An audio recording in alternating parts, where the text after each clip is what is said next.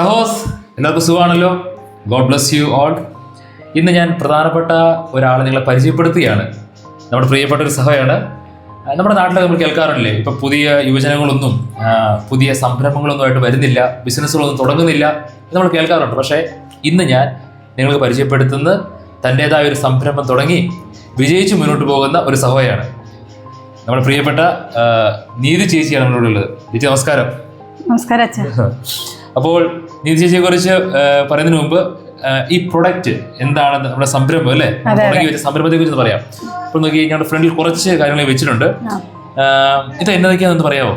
Ready to cook മസാലയാണ് നമ്മുടെ. ഇതിൽ നമുക്ക് കോട്ടയം ഫിഷ് കറി ഉണ്ട്, സ്പെഷ്യൽ ചിക്കൻ കറി ഉണ്ട്, പിന്നെ നമുക്ക് ഇപ്പം കപ്പ ബിരിയാണി നമ്മുടെ കേരളത്തിൽ ആരും ചെയ്തിട്ടില്ല. അപ്പം ഈ ഒരു മെത്തേഡിൽ കപ്പ ബിരിയാണി ഉണ്ട്, ബീഫ് കറി മസാലയുണ്ട്, അങ്ങനെ 9ഓളം പ്രൊഡക്ട്സ് നമുക്കുണ്ട്. 9ഓളം പ്രൊഡക്ട്സ് ഇങ്ങനെ മസാല, റെഡി ടു കുക്ക് മസാല ഉണ്ട്. അതെ അതെ. എനിക്കറിയാം അത്ര എളുപ്പമൊന്നും ആയിരിക്കില്ല ഒരു പക്ഷേ അല്ലേ, ഇത്രയും കാര്യങ്ങളൊക്കെ ചെയ്യുക എന്നുള്ളത്. ഇപ്പൊ ഇത് കാണുമ്പം ഏറ്റവും എളുപ്പമാണ്, കാര്യങ്ങളെല്ലാം ഈസി ആണെന്നൊക്കെ തോന്നും. പക്ഷേ ഇതിന് വളരെ ഒത്തിരിയേറെ ബുദ്ധിമുട്ടും കാര്യങ്ങളെല്ലാം ഉണ്ട്. ഇങ്ങനെ ഒരു പാക്കറ്റ്, ഇതിപ്പോ ഏതാ കപ്പ ബിരിയാണിയുടെ ഒരു പാക്കറ്റ് ഇങ്ങനെ ആകാൻ വേണ്ടി എത്രമാത്രം കഷ്ടപ്പെട്ടിട്ടുണ്ട് അതൊന്ന് പറയാമോ? പറയാം. ഇത് ഞങ്ങളുടെ 3 വർഷത്തെ കഷ്ടപ്പാടാണ്. ഇപ്പൊ ഞങ്ങൾ 3 വർഷം മുമ്പ് സവോള, ഇഞ്ചി, വെളുത്തുള്ളി, പച്ചമുളക് എല്ലാം നമ്മൾ ഡ്രൈ ആയിട്ട് നമ്മൾ ഉണങ്ങി വെച്ചു. എന്നിട്ട് അത് ഓരോ 3 മാസം നമ്മൾ ഇതെടുത്ത് ചെക്ക് ചെയ്ത് കറി വെച്ച് നോക്കി. അപ്പോൾ 3 മാസം, 6 മാസം, 9 മാസം, 1 വർഷം അങ്ങനെ നമ്മൾ കറി വെച്ച് നോക്കിയപ്പോൾ നമുക്ക് ഇത് ഓക്കെയാണ്, നമുക്ക് മറ്റുള്ളവരിൽ എത്തിക്കാം. അതുപോലെ നമുക്ക് ഏറ്റവും കൂടുതൽ തിരക്കുള്ളവർക്ക്, ജോലിക്കാർക്ക്, അതുപോലെ പ്രവാസികൾക്ക് നമുക്ക് ഏറ്റവും എളുപ്പത്തിൽ ഇത് ഈ സവോള, ഇഞ്ചി, വെളുത്തുള്ളിയൊക്കെ അരിയുക, അല്ലെങ്കിൽ ഇതിൻ്റെ ഒരു കറക്റ്റ് മെത്തേഡ് കിട്ടുക. ഇപ്പോൾ ചിക്കൻ കറി വെച്ച് കഴിഞ്ഞാൽ പല രീതിയിലായിരിക്കും പലരും വെക്കുന്നത്. അപ്പോൾ ഒരേ സ്റ്റൈലിലായിരിക്കും, ഒരേ ടേസ്റ്റിലായിരിക്കും നമുക്കിത് കിട്ടുക. അതുപോലെ നമുക്ക് എളുപ്പത്തിൽ നമുക്കിത് അവർക്ക് കുക്ക് ചെയ്യാൻ സാധിക്കും കിട്ടിക്കഴിഞ്ഞാൽ. അപ്പോൾ ഒരു 3 വർഷക്കാലം ഇതിന് പിന്നിൽ ഒരു അധ്വാനമുണ്ട്. അപ്പൊ അതിനുശേഷമാണ് ഇങ്ങനെ ഉണ്ടായത്. എന്നോട് ഇങ്ങനെ പറഞ്ഞപ്പോഴേ, സംസാരിച്ചപ്പോൾ ഇന്ന് പറഞ്ഞു, അച്ഛാ അത്ര എളുപ്പമൊന്നും ആയിരുന്നില്ല അല്ലേ, ഒത്തിരി കഷ്ടപ്പാടുകളും ഉണ്ടായിരുന്നു എന്ന് പറഞ്ഞു. അതിനെക്കുറിച്ചൊക്കെ ഒന്ന് പറയാമോ? ചിലപ്പോൾ, കാരണം ഞാൻ ചോദിക്കുന്നത് വേറെ കൊണ്ടല്ലോ, ചിലപ്പോൾ ചിലരൊക്കെ പുതിയൊരു സംരംഭം തുടങ്ങണമെന്ന് ആഗ്രഹം ഉണ്ടാവും.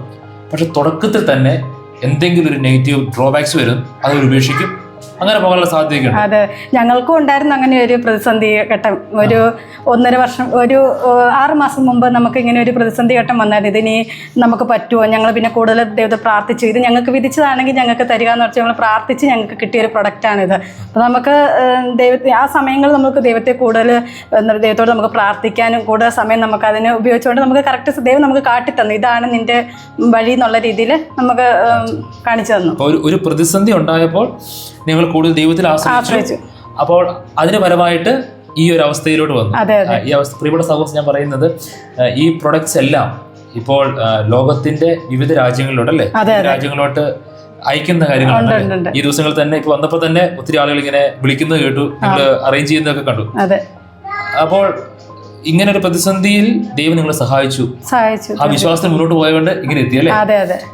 അപ്പോൾ അത് നമ്മൾ ഒരു ഓർക്കേണ്ട ഒരു കാര്യം തന്നെയാണ്. കാരണം ദൈവത്തിൽ നമുക്ക് ആഴമേറിയ വിശ്വാസം ഉണ്ടാകുന്നതനുസരിച്ച് നമുക്കും ധൈര്യം ഉണ്ടാകും. അപ്പൊ ദൈവത്തിൽ വിശ്വാസമുള്ള റിസ്ക് എടുക്കുമെന്ന് എനിക്ക് തോന്നുന്നു. അങ്ങനെ റിസ്ക് ആണ് അവസാനം ഇങ്ങനെ ഒരു കാര്യത്തിലോട്ട് വന്നിരിക്കുന്നത്. അപ്പോൾ വളരെ നല്ല കാര്യം അല്ലേ. അപ്പൊ ഇങ്ങനെ പ്രതിസന്ധികളും വേദനകളും അങ്ങനെയൊക്കെ ഉണ്ട്, ചിലപ്പോൾ തകർക്കുന്ന അവസ്ഥയൊക്കെ ഉണ്ടായിരുന്നു. അതൊക്കെ അതിജീവിച്ച് ഇങ്ങനെ നല്ല കുറെ പ്രൊഡക്ട്സ് ഇങ്ങനെ ഉണ്ടാക്കി വെച്ചിട്ടുണ്ട്. ഇതിപ്പോ ഞാൻ ആദ്യം ഇവിടെ സൈഡിലിരിക്കുന്ന കപ്പ ബിരിയാണി അതുകൊണ്ട് എടുത്ത് അത് ഇവിടെ എഴുതി വെച്ചിട്ടുണ്ട്, no preservatives, high in nutrients. അതായത് ഇതിന്റെ ന്യൂട്രീഷൻ ഫാക്ട്സ് ഒന്നും പോകുന്നില്ല. സവോള, ഇഞ്ചി അതിനെ അതേപടി നിലനിർത്തി ഡീഹൈഡ്രേറ്റ് ചെയ്താണ് നമ്മൾ ഈ വെജിറ്റബിൾ എല്ലാം ചെയ്തിരിക്കുന്നത്. ഡ്രൈ ആണ്, പിന്നെ ഇതിനകത്ത് നമുക്ക് യാതൊരു പ്രിസർവേറ്റീവ്സും നമ്മൾ ചേർക്കുന്നില്ല. അത് നല്ല കാര്യമാണ്. അപ്പൊ നമ്മുടെ ആരോഗ്യത്തിനൊക്കെ നല്ലതാണ്. അപ്പൊ അതും നല്ല കാര്യമാണ്. അപ്പോൾ ഇങ്ങനെയുള്ള നല്ല നല്ല സംരംഭങ്ങൾ തുടങ്ങിയതിന് ഞാൻ കൺഗ്രാജുലേറ്റ് ചെയ്യുന്നു.